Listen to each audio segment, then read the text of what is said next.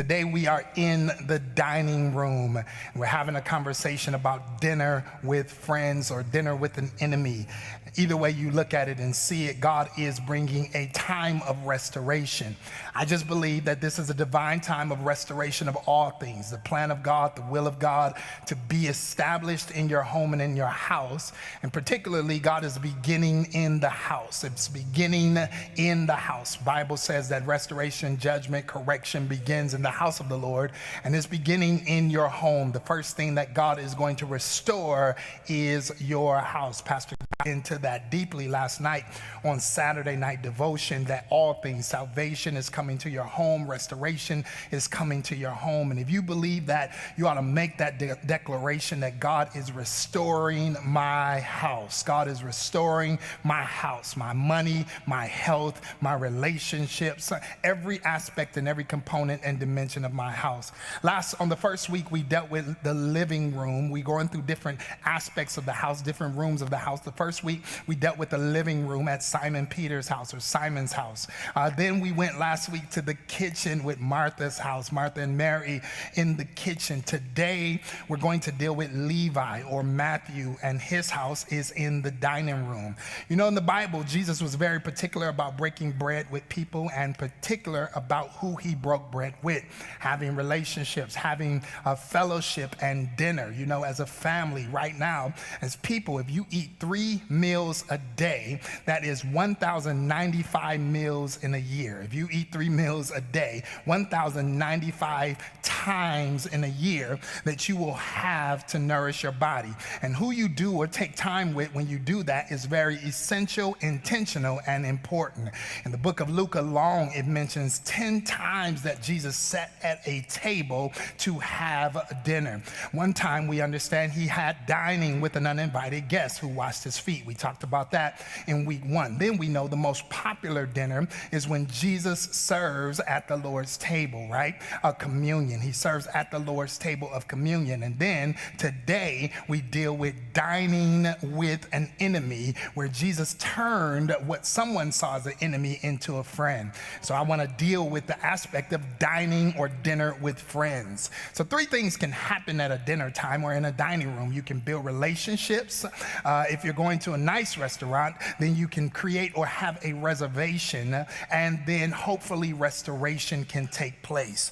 I was looking at some statistics and I began to know that 60 years ago, dinner was about 90 minutes. Dinner would take 90 minutes. And then even overseas, they have dinner in long periods of time. Here in America, we usually rush through mealtime. And now from 60 years ago, from 90 minutes to now, dinner is about 12 minutes long. And so across the United States, roughly 88% of all Americans still say that they frequently eat dinner with family members or people in their households. Young adults are living mostly with friends, not family, but they say usually when they eat with their friends or people around them. Family dinner is still essential and important. It is so important because it's the time when we deepen our connection, get to hear about our days, and enjoy some quality time with each other.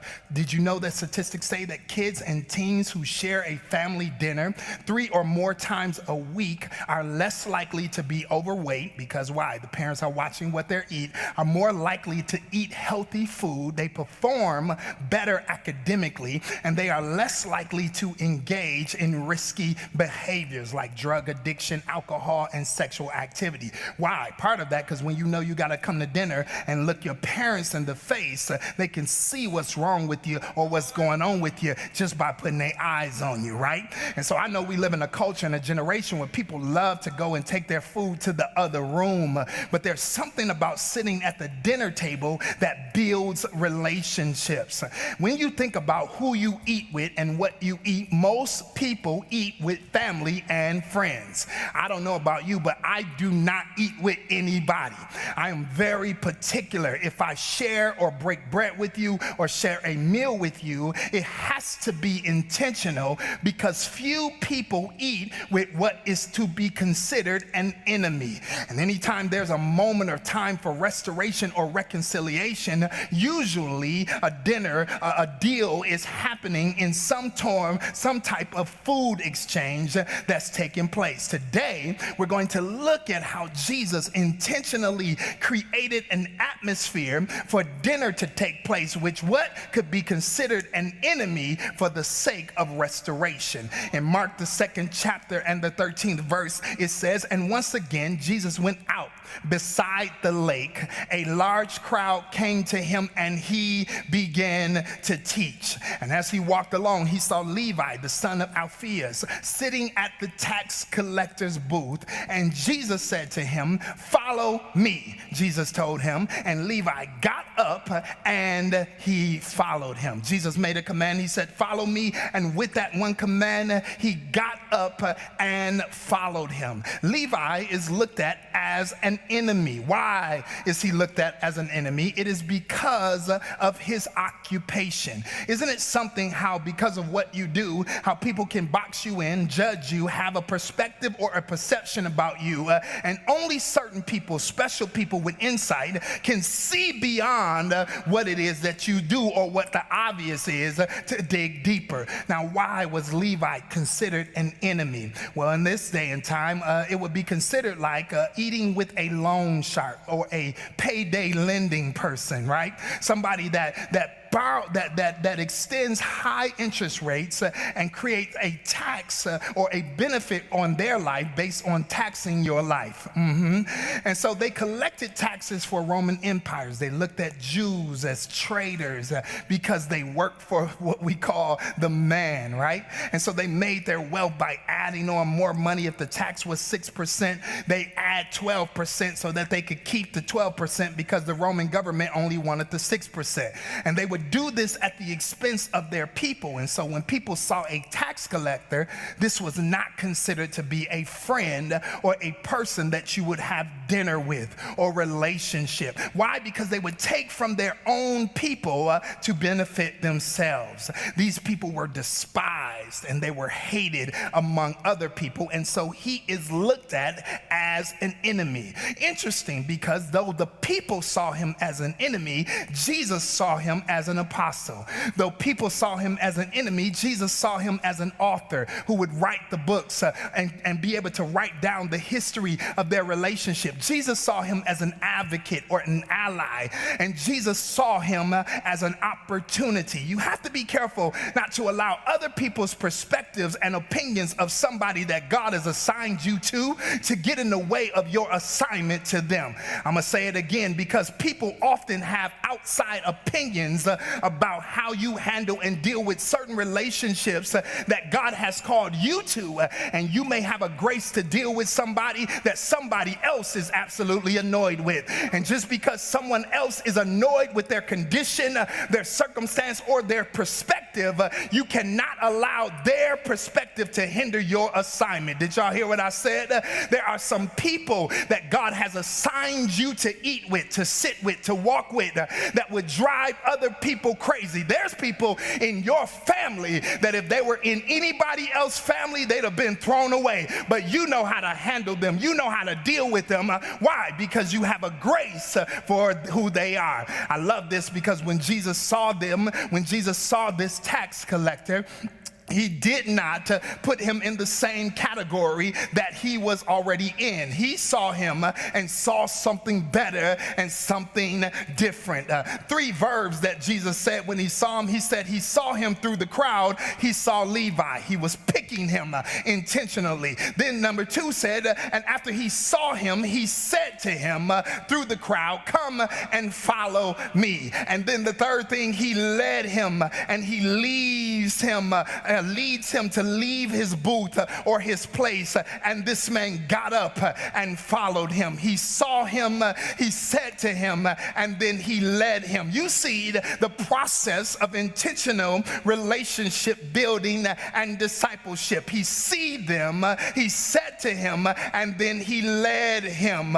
You have to be around and be able and ask God to give you insight and perspective so you can see people the way God sees them and not the way other people judge them. I thank God for the people who saw more in me than what everybody else saw. If you see what everybody else see, that doesn't mean anything. But if you can see beyond where I am right now, give me a growth opportunity, an opportunity to stretch and to develop and reach unknown, unseen potential, then that is a real eye of development. You can't just allow yourself to continue to be boxed in by the perceptions and the perspectives of people, and they'll continue to let you lead you wherever they met you. But you have to understand that there are some people that can see beyond what you do or see beyond what you did and see greater inside of you.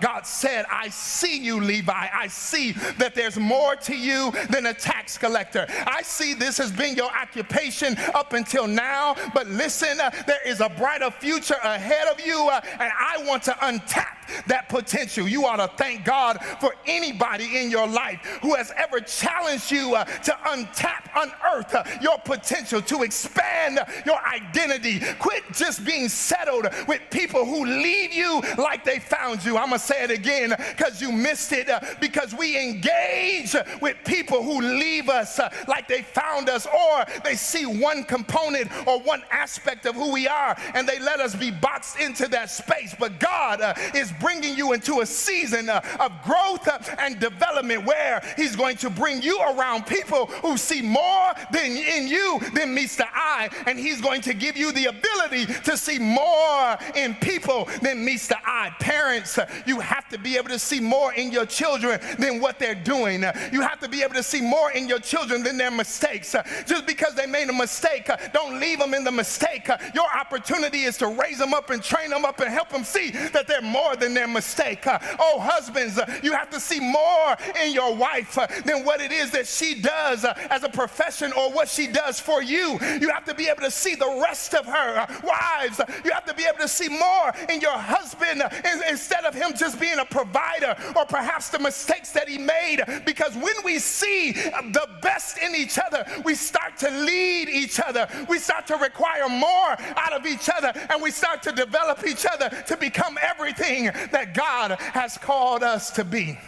You cannot say beyond what you see. You cannot say beyond what you see. He says you cannot say, you cannot believe the best about somebody and still talk down to them. You cannot believe the best about somebody and still leave them where you found them. Jesus said, I see that you're a tax collector, but I'm going to say to you to come and follow me. I see where you are right now, but I'm going to say that if you come and follow me, I'll lead you into a better place. You ought to thank God for seeing your life where he saw you, but not leaving you where he found you, but saying the best about you and seeing more in you than what meets the eye. You ought to thank God for leading you into green pastures and leading you to your wealthy place and leading you into your place of prominence and your place of power where he unearths and untaps your potential. I don't know about you, but this is what dinner with friends is all about. I like to have dinner with people and conversations with people where we can get into intellectual thoughts of ideas of who they are and what their hopes and dreams are, where we can laugh about what's coming and anticipate what's next. These are the best meals that you can have, is when you are surrounded in a circle of people that see you beyond what you saw, what they saw, and that say to you things that are affirming to your purpose and your identity, and then don't just talk about it, but help you get there. I feel my help coming on, and I gotta hurry up because it's 7:30. Listen, Jesus sees more. He sees an apostle. He sees an advocate. He sees an author. He does not just see a tax collector, and he does not just see an enemy. He sees so much more in this life of Matthew, and he's interested in building a relationship with him. Now, when he leads him, Jesus starts off leading with him, but ends up Matthew leading Jesus. He starts off following Jesus, but ends up in Matthew's house. Some type of way, this this thing switched in the building of the relationship. That first Matthew was following Jesus, and it got so good to Matthew is what I think, that Matthew said, yeah, wherever we're going, before we get there, can you stop by my house? Whatever we're doing, can you stop by my house? Whatever is happening between us, can you stop by my house? Because I need this restoration and this transformation and this perspective to come to my house. Can I tell you that God's about to give you a divine revelation about your house? What's in your house, who's in your house, who lives in your house, what's coming through your house, what's making in your house, what's manifesting in your house, what's happening in your house, what happened in your house. The reason why God made us stay in place for a season wasn't so you can get frustrated, but so he can come to your house and reveal what's in your house, so you can unearth the stuff that's inside of your house that other people underestimated. I feel a house restoration coming along right now. I feel a strength that's coming to your house. I feel a power that's coming to your house. I feel like Matthew said, yes, I've been following you. I've been going to church. I've been doing it. But now let what happens in church happen in my house. I've been worshiping you at church, but now let that same glory happen in my house. Yeah, I know how to fall on the altar when I'm in church in front of a bunch of people, but now let me fall on my couch and bow down before you and say, God, make me a house. And whatever's been happening in my house, in your house, let it happen in my house. Whatever's been going on in your house, let it happen in my house. And so that thing switched. Did you hear that? I feel a switch happening. I feel that now that God has shifted from you following God to God following you. I'll say it again. I said it switched from you following God to now God following you. God says, where is your faith taking me? Where do you need a blessing? Where do you need a miracle? Where do you need salvation? Where do you need what I did in you to happen for you? There comes a place where no longer it's just about we're following God. It comes a place where God starts following us. He starts saying, I'm with you, but lo, I am with you always. Yo, I'm going to go to work with you. I'm going to go to school with you. Hey, I'm coming to your house. And that's what happened. Levi said, this thing got so good that now I need Jesus to come to my house. And so when he gets to the house, he deals and builds him a place, a dwelling place, a dining room, so that he can develop a relationship. He's like, listen, I want to develop an intimate space and a relationship because I don't want you to leave. If you come to the living room, that may be temporary. If you come to the kitchen, we only in there for a minute. But if we get to the dining room, we can sit there for hours. How many of you know that when you get to the dining room, you ain't in no rush? When you get to the dining room, you can sit there for hours. Why? Because you're building relationships, and relationships still matter. I feel God. Relationships, they still matter. I know we live in a cancel culture where everybody is quick to cancel you over any little thing that you do. I know that we live in a drop you culture where people will drop you faster than they picked you up. The moment they're done with you, they'll drop you. But I'm so glad that we serve a God that don't drop you, nor does he cancel you because you make a mistake. God says, no, if you make a mistake, I'm married to the fact that I will never leave you nor forsake you. And as long as you stay with me, I'll stay with you, because I ain't come to cancel you. I came to correct you. I came to challenge you. I came to grow you. I came to make sure that you become everything that you have been called to do. Relationships still matter. Let me calm down. Even though I only got a few minutes, relationships still matter. Relationships still have rewards. And God lets you know that he wants to have a relationship with you. He sits at the table. He says, if we could just come to the table, we can make this work, because relationships still matter to God. Your relationship with God reveals what you're ready for. Your relationship, how you handle God, your relationship with God will reveal what you're ready for, reveal what's next. And so the Bible says, while Jesus is having dinner at Levi's house, many tax collectors and sinners are eating with him and his disciples, for there were many who followed him. Many tax collectors, because if if you get connected with somebody, that person is also connected to other people, and then those relationships will eventually be impacted by the relationships. In other words, if you get a relationship with God, eventually the people that have a relationship with you that don't have a relationship with God will meet God inadvertently through meeting you. Because if they meet you, they meet God. Why? Because God is with you. And that's why you can't cut off and cancel everybody that's not with God just because you with God, because some people will never see God unless they see you.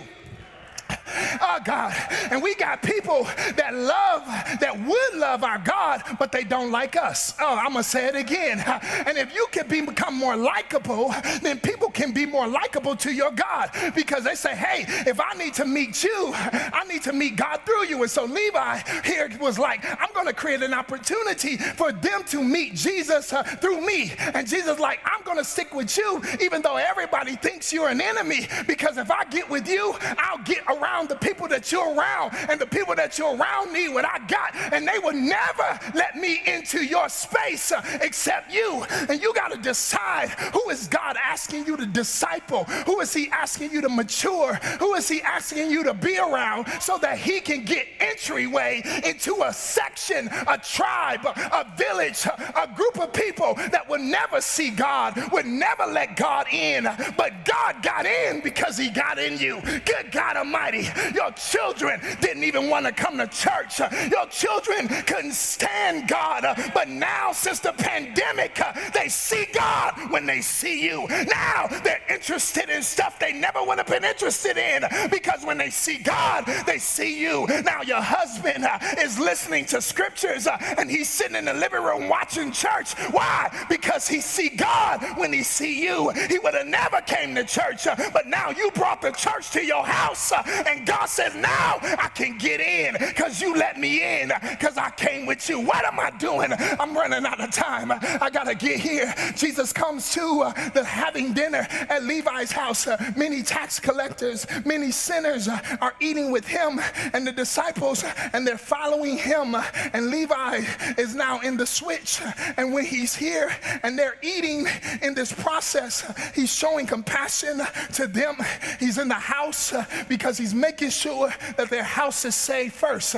Can I tell you, there's a divine appointment to your house, that God has set up a dinner time, a divine appointment for your house to be restored. That God says anyone who does not provide for his relatives, especially his own household, has denied their faith and is worse than an unbeliever. That God says, I don't want you taking care of everything outside your house before you take care of your house. That your house is being a restoring place of restoration and priority.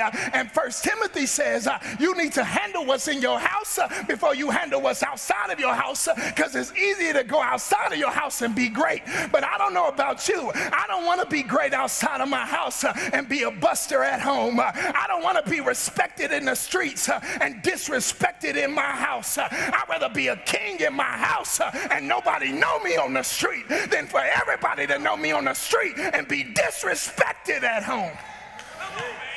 Disrespected at home is not an option.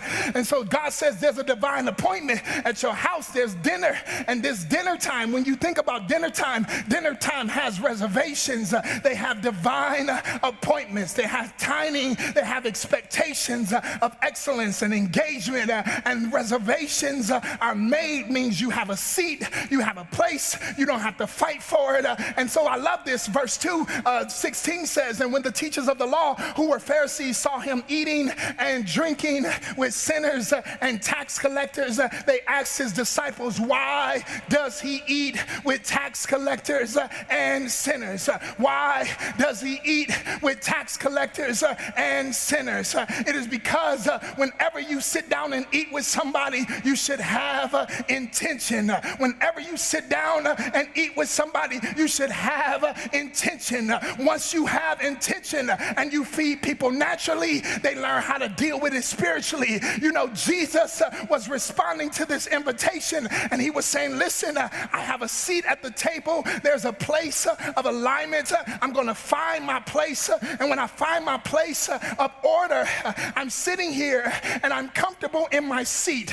I'm comfortable in the place where I belong. Other people have an opinion about who you sit with, but God has an opinion about his intent. God says this is an intentional dinner space. This is an intentional conversation, and this is intentional about what's happening. And so Jesus is sitting here in an opportunity with the Pharisees and the Sadducees, and he's sitting here with the sinners and the tax collectors, and he has an intention. But while he's in the moment of intention, the Pharisees are outside the house trying to speak about what's happening inside the house. I'm gonna say it again. They said, why does he eat with sinners and tax collectors? How risky is that? I mean, we're so prone to care about our reputation that we might miss God's assignment for us to sit with someone that may be questionable because we care more about what people think than what God says about them. That we will protect our environment. I don't want to be seen with them because people say. I don't want to be seen with them because what if people say? But Jesus was so focused on the dinner that he was having that while he was having dinner, winning Matthew, all the sinners and the tax collectors, something was brewing outside. What happened was outside is that while that was happening, the Pharisees were on the other side, and they were outside of the frame talking about what's happening inside of the frame. And they had an opinion outside the house about what was happening inside the house that could have had power to impact the house. Can I tell you that when God's giving you an assignment at the table, that you don't allow anybody's outside opinion to impact the inside opinion, that what happens in your house ought to stay in your house, and that there's some people that's living outside of the frame that have an opinion about what's happening inside of the frame, and you gotta watch people that judge what's happening in your frame, that it don't make you get up from the table because you care about their opinions. I'm so sick and tired of people saying, honey, if that was my child, I would have put them out. Well, guess what? They ain't your child, and that's why they ain't your child. And so you don't have the grace to deal with them. But why should I put my child out in the street for the streets to raise them just because you think that they grown? Because of age determined. Age ain't nothing but a number. It doesn't determine whether or not they're grown or not. Growth and grown has to do with maturity. And until I know that I put in them what they need, I ain't releasing them for the enemy to make a fool out of them. Because if the enemy gets them too fast, I'm just going to have to pick up their mess later on. I'd rather hold on to them and help them develop until I help them be released into the world as a responsible adult. I'm so sick and tired of people talking about, honey, I would have left him if he'd have did that to me. You outside the frame. You ain't got time to be talking about what's happening inside the frame. That's why you ain't got no man. Or that's why you ain't got no woman. The reason why you ain't got one is because you got an opinion on everybody else's relationship, and you don't know what's good for my house. I gotta handle my house, and you mind your business and stay outside the frame. You might think that they're sinners and tax collectors, but they my sinners and they my tax collectors. You can't talk about them. I can talk about them, because what's happening in my house is none of your business. At the end of the day, you got to learn how to keep your family in the frame. Did you hear what I said? I said you got to learn how to keep your family in the frame. Keep your mother-in-law out your frame. Keep your father-in-law out your frame. Keep your sister-in-law out your frame. Listen, I love your mama, but I'm not married to you. I love your daddy, but I'm not married to you. For this cause shall a mother and father, shall a woman leave her mother, shall a husband leave his mother and father and cleave to his wife. There can be respect while there's still boundaries. There can be honor while there's still boundaries. You can't show up at my house anytime you feel like it, because we might be running around in here like the Garden of Eden. You can't just show up anytime you want to, because what's happening in my house is not what's happening in your house. Jesus said, let me manage the frame. I got to go. Jesus said, let me manage the frame, because the Pharisees are outside who have a lot to say about people that they never would have touched. Got a lot to say about people that they never would have handled. And Jesus says he doesn't leave the table. He just looks outside the frame.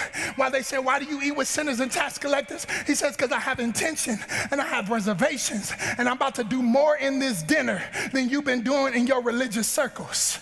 I'm about to do more having dinner with enemies than you have done by having your religious sectors and judgmental opinions. I'm about to have mercy on people you would have never had mercy on. I'm going to eat with people that you would have never fooled with. I'm going to hang out with people that you would have never been seen with, because you're more impressed about your reputation than you are about responding to the will of God for your life. And can I tell you that sometimes obeying God can be risky. Sometimes obeying God will put you in sectors around people that may not be popular. Everybody want to be around somebody popular, but what about if your friends take a little heat? Do you bag up off them because they took heat? Because if you do, you ain't a real friend, because real friends and real family don't abandon you when you take a little heat. They say, take the heat, and I'm going to stand right here, and I dare somebody to mess with you, because I cut them before I cut you, because I ain't got time to play, because this is an assignment, and I don't have time for people outside the frame to try to control what's happening inside the frame. I got to go, and I'm out of time. But the truth is, Jesus addresses the frame, but stays in the conversation. Jesus addresses the frame, but he stays at the table. Address your frame. What's happening at your table? What's happening with your children, with your family, with your wife, with your spouse? Don't get up from the table because people outside of the frame are putting pressure on your table. Understand, keep your family in the frame. Keep your family at the table. People will always have opinions about how you do what you do, but they're not called to do what you do. Keep people out your family business. I'm not talking about secrets. I'm talking about business. Some stuff ain't for everybody to know, and so many times we mess up the dinner because we get up and we respond to the frame before we respond to the people inside the frame. God says, refocus the frame. Get back in the place where you're supposed to be, because this is a time that while other people see sinners and tax collectors, I see love, I see compassion, I see forgiveness, I see mercy, I see grace, I see another chance, I see an advocate, I see an apostle, I see an author, I see healing, I see virtue, I see relationship being built, I see reservations for divine appointment and divine assignment. I see the conclusion of the matter. I see God birthing something brand new in your life, but you got to stay focused on what's happening in the frame. And just because people have an opinion about what's happening outside of the frame, that you don't allow it to let you get up from the table, because just when you get up was just when God was about to change it, just when God was about to heal it, just when God was about to birth something new. You gave up too quick, you gave up too fast, you got up from the table, not because you were done, but you got up from the table because people had an opinion. And so when you focus back on what's happening at the table, and you come back to the table and you respond to the table, that God says that here, I love you. Here, I don't care what they say, what they think about you. I'll risk having dinner with you, and I'll risk being seen with you, because I'm focused that this is a time for restoration. He says, listen, whatever they said about you, whatever they called you, I'm about to restore your life so you look nothing like what you've been through. You look nothing like what you did. This is your moment of divine restoration. Restoration happens at the table. At the table, on hearing this, Jesus says, it's not the healthy who needs a doctor, but it's the sick. It's not the healthy who needs a doctor, but the sick. And I have not come to call righteous of sinners, but to call sinners. I'm a sinner's friend. I came for the sinners. I came for the people nobody want to eat with. I came for the people that nobody want to deal with. I came to expose them to something they never been exposed to before. Can I tell you that God has come to bring restoration to your house, and the stuff you thought disqualified you, and the stuff you thought was going to break you, and the stuff you thought never me, God will never sit with me. He'll never love me. He'll never handle me. Can I tell you that God says, I came for you. I came to get you. I came to get you so you can introduce me to everybody everybody like you. I don't care if they're high, smoking weed, on drugs. I don't care if they're making money in the high rise, in a business office. From the hood to the high rise, I came for them. I came for the sinners. I came for the broken. I came from the lost, and I came to eat with you. I didn't come to just make you feel less than. I came to feel more than. I came to add value to your home and your family. That wayward child that you sick and tired of, that friction and tension between you and your teenager, that you almost about to lose your mind. God says, I came for them. Stay at the table. Don't give up. There's a breakthrough coming. They acting up for a second, but it won't be like this always. God says, stay at the table. If you stay at the table, I'll heal. If you stay at the table, I'll bless them. If you stay at the table, I'll restore them. If you stay at the table, what's on you will get on them. If you stay at the table, they'll hear you say prayers and grace. When you stay at the table, they'll see you lift up your hands and worship. When you stay at the table, God says, before I release your family, I'm going to restore your family. God, bring about restoration to the home. God, I pray for restoration to every family. I pray for every place that the enemy has tried to bring in a divide. I pray that you will break the cycles of the enemy and destroy every yoke of every chain. I pray that you will bring forth, God, a supernatural divine timing of assignment, God, that you will bring back a healing and a restoration to every home. Let salvation be in every home. Let restoration be in every home. Let healing be in every home. Let it be so, God. Let it be so. Let it be a divine time of restoration. Let it be a divine time of strength and power. And I pray where the enemy is trying to get in and get people to walk away from the table, that they stay at the table of their marriage, that they stay at the table of their marriage, that they don't be lured away by the distractors of an adulterous situation, that they don't be driven away to someone who seems more interested and more compassionate. Let them stay at the table. Let them stay at the table. Break it down. Where there's distractions, let there be hope. Let there be healing. Let there be healing. Let there be hope. Let there be restoration at the table, God. Heal. Bring reconciliation at the table. I love it because when you come to the table, all things are set. All things are in alignment. All things are ordered. Things are beautiful. There's collaboration. There's restoration. Past that. Oh, yes, thank you. Hand me that, please. Oh, yes, thank you. There's a behavior. There's an attitude. Sometimes it's the way the table is set that determines how you behave at the table. Sometimes you need to set a table so that the people in your family come to the table with an expectation that this is something different. This is something special. The Bible says, he says, all things are now ready. All things are now ready for you to come. No matter where you've been, come. No matter who you've been with, come. All things are now ready. All things are now ready, and now things are prepared. And when things are prepared and ready, it's interesting because if you come to a room and you're ready to eat and nothing is set, you might sit at the table, and when you sit there, you might just have a lax behavior at the table. But there's some tables that are so set up that it changes the way you sit. It changes the way you approach it. You're like, oh, this is different. Oh, okay. Which fork is the right fork? Which knife is the right knife?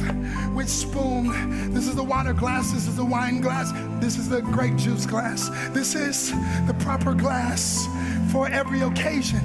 And the way the table set speaks to the occasion. The way that the table is set speaks to the occasion of why you're there. Can you picture a broken, lost, discouraged person that's not properly dressed coming to a table that looks like this?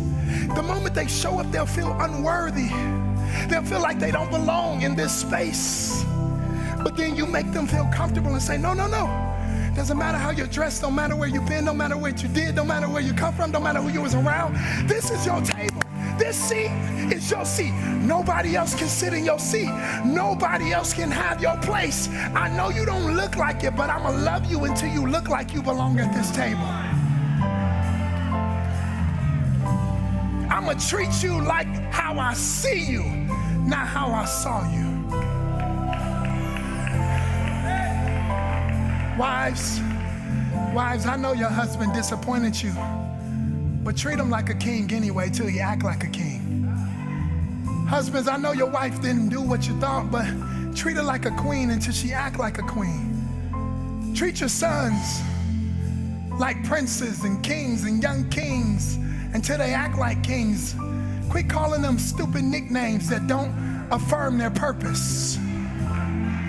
Quit labeling your children with ignorance, but still want them to acquiesce to the highest level of excellence. Treat them like what they don't act like until they act like what you treat them like. That's what Jesus did. He said, they call you a sinner and a tax collector, but I'm going to treat you like a son of God. I'm going to treat you like an apostle. I'm going to treat you like an author because I see more in you than what you've done. And it's all at the table with intention. Set the table for who you want to come sit at the table. And even when the people come sit at the table that don't look like they belong at the table, treat them like they belong at the table and watch them act like they belong where they belong. Because all things are now ready. Because all things are now ready. Because all things are now ready. All things are now ready. It's been waiting for right now. All things are now ready. God's been waiting for this moment. All things are now ready. All things have been building up to this point. All things are now ready. Can I tell you that everything you've been waiting for is now ready? And everything that you've been praying for is now ready. And everything that you've been hoping for is now ready. Why? Because all things are now ready. You just have to come to the table. So come, sit down at the table.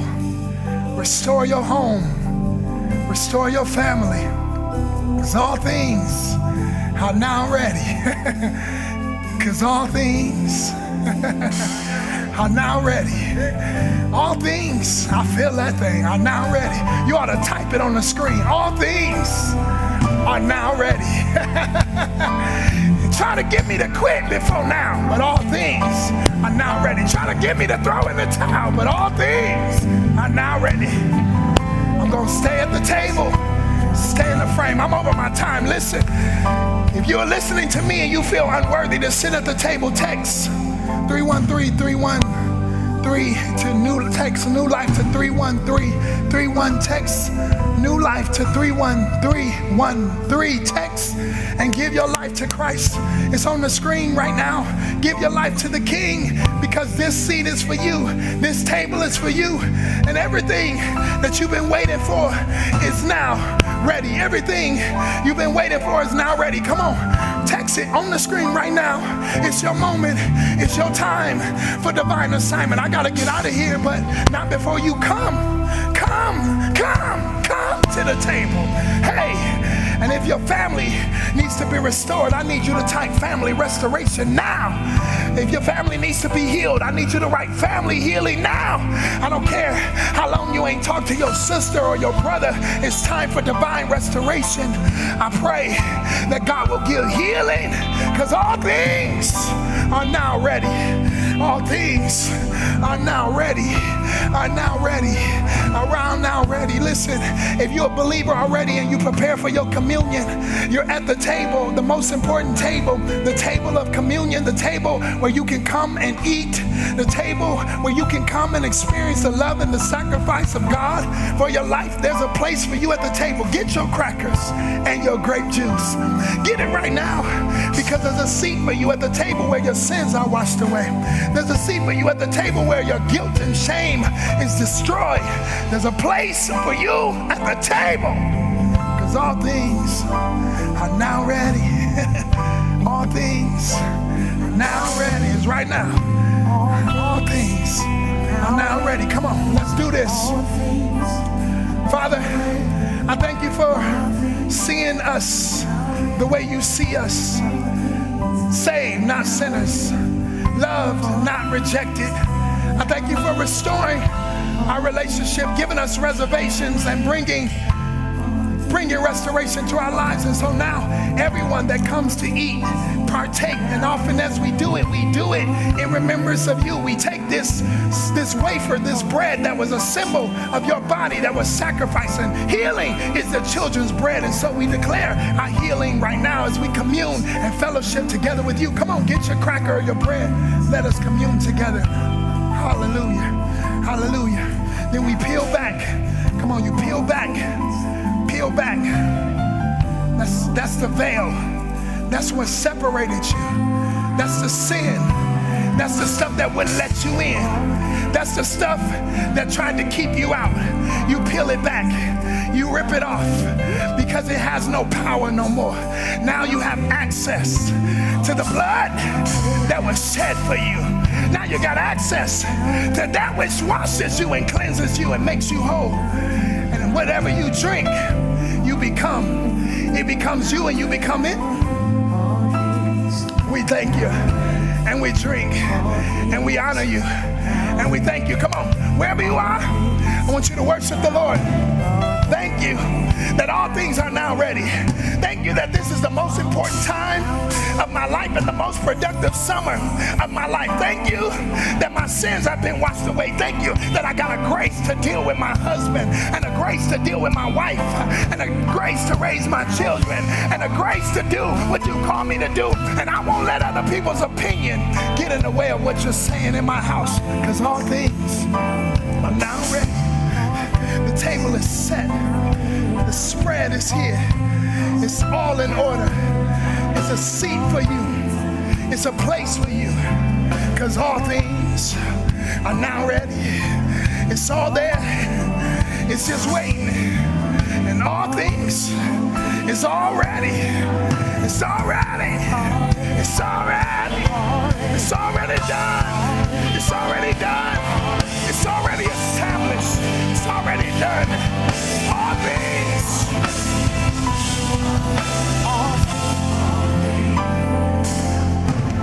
Father, I thank you. We seal this message with a spirit of promise. Come on, put text New Life on 3131. Come on, you need to do it. You need to do it now. We seal it and we say restoration to your house. Forgive us for giving up too fast on people when you never gave up on us. And we receive that prophetic word to our life now, that all things are now ready. It's now ready. Bless you. It's now ready. God bless you. Now ready. If you want a double dose, Pastor Hannah's going to teach at 9:30. You better be ready, because he's jumping around right now. You know it's coming. But I want you to leave this moment just knowing that it's already done. Come on, say it. All things are now ready. All things are now ready. All things are now ready. Go ahead, take it, Jessica. Go ahead, take it.